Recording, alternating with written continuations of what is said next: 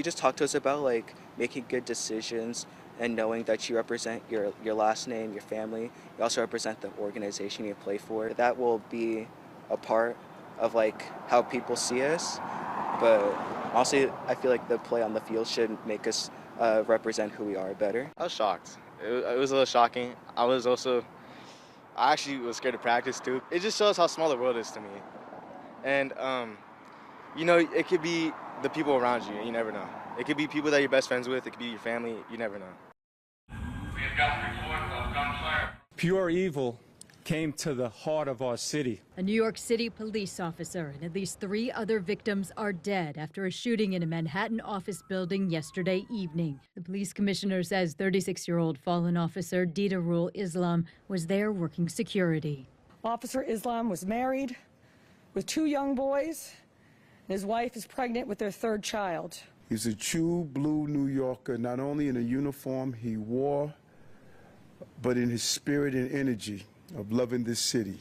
The Park Avenue high-rise houses the offices of the NFL. It says one of its employees was seriously injured in the attack. An official with knowledge of the investigation says the suspect had a grievance with the Football League. Officials say he walked into the building carrying an M4 assault rifle. They say he opened fire in the lobby and on the 33rd floor and later died of an apparently self-inflicted wound. He wasn't there looking to kill people at random. He could have done that right on the streets of Midtown Manhattan with that rifle and taken a lot more lives. Police identified the suspect as a 27-year-old from Las Vegas with a mental health history. They say he had a concealed carry license and no significant criminal record. Multiple agencies are investigating. This is a guy who went into that building intending to kill someone, and probably knowing he was not going to come out alive. I'm Amy Kiley reporting.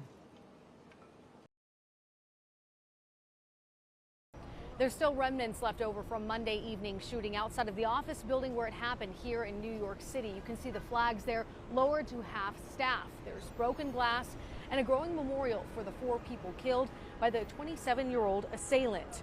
Police say Devon Tamura carried out the attack after driving to New York City from Las Vegas. Authorities are working to determine a motive, but New York City Mayor Eric Adams says a suicide note was found in Tamura's pocket, expressing grievances with the NFL and saying he suffered from CTE, a disease linked to head trauma. In the note, he asked for his brain to be studied. The NFL has an office in the building where this mass shooting happened. Mayor Adams says those offices were the target of Tamura's attack, but he got on the wrong elevator. From our preliminary investigation, he took the wrong elevator bank up to the NFL headquarters. Instead, it took him to Rudin Management, and that is where he carried out additional shootings and took the lives of additional employees. The shooting, the deadliest in New York City in 25 years, took the lives of 4 people, including an off-duty NYPD officer, Didarul Islam, a 36-year-old immigrant from Bangladesh who was on the police force for 3.5 years. Islam was in uniform while working security at the building. Police say he had 2 young sons, and his wife is 8 months pregnant with their 3rd. Wesley, the partner and executive at investment firm Blackstone, was also killed. In a staff memo, the NFL shared an employee was seriously injured.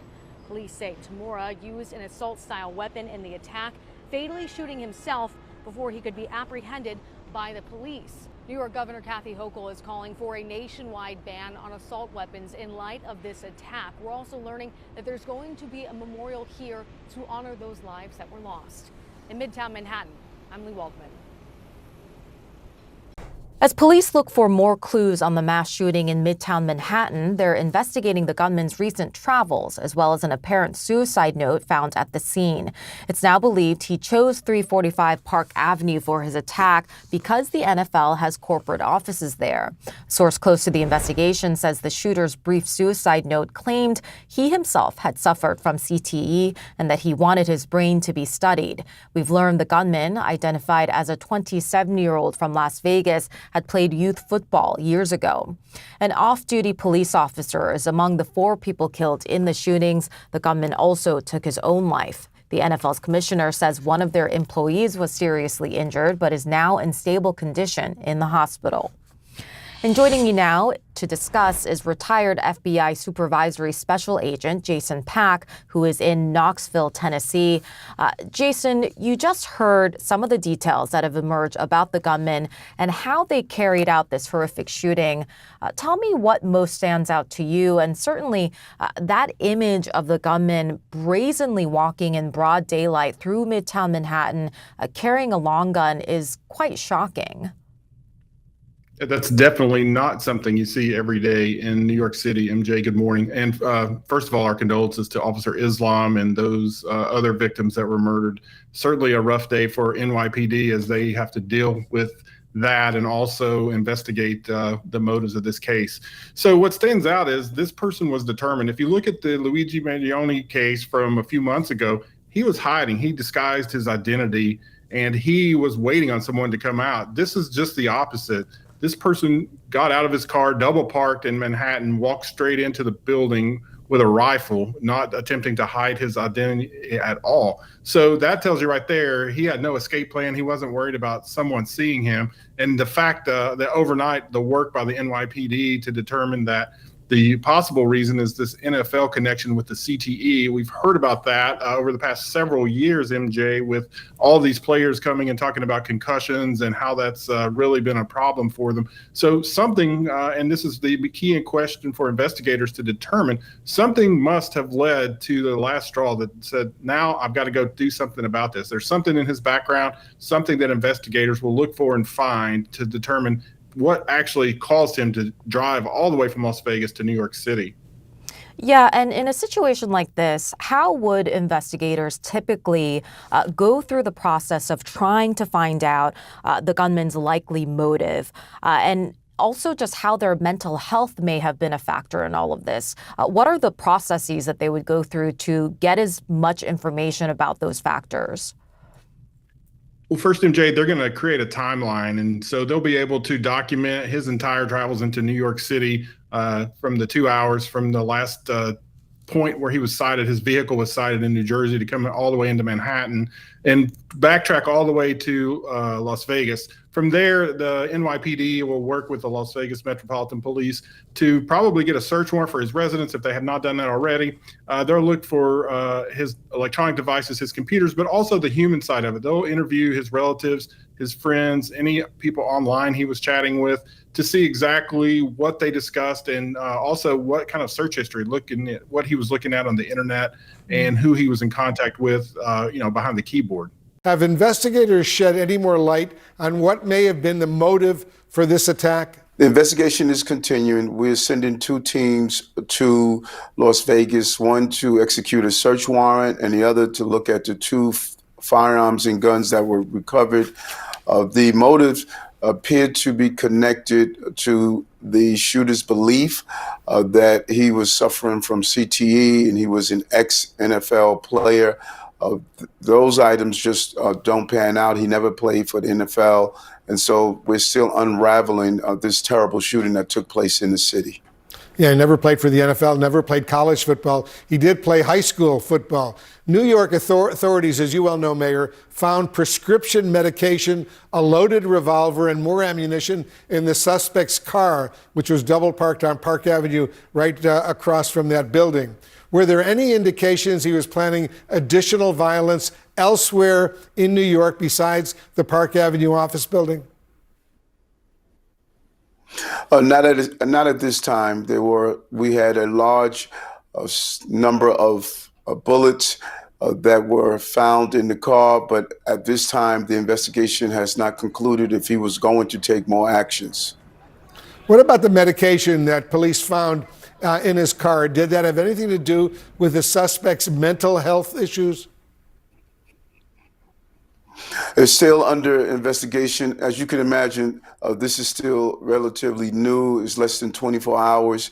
The shooting took place around 6:20 something last night. And so there are many layers of the investigation that we have to peel back to sort of get a full understanding of what took place here and what motivated a shooting of this magnitude. And as you indicated, we lost a young officer who has 2 children and a child on the way. Was just a devastating impact what happened to Officer Islam as well as the other victims. It's so heartbreaking indeed. I know it's still very early in the investigation, Mayor. Is there any indication, at least so far, that the suspect was on the radar of any illegal authorities? No, not at all. And what's challenging, Wolf, is that we have done an amazing job here in removing illegal guns and weapons off our streets, but this came into our city. Many of the other jurisdictions have a more lax gun policies. It appears as though this individual had a permit to obtain firearms, and we really need to look at allowing our federal law enforcement officials to look into the database of those with severe mental health illness, should they be allowed to carry firearms. This is a conversation that is going to be carried out on the federal level, but he was not on our radar at all. Will they be doing an autopsy, and will authorities be testing the suspect's brain for what's called CTE? The ME, the medical examiner here in the city, he would make that determination on the next steps in collaboration with the district attorney in Manhattan County. We know, Mayor, that one woman who encountered the shooter in the elevator was spared. Have you or investigators spoken to her, and how is she doing, and what did she have to say?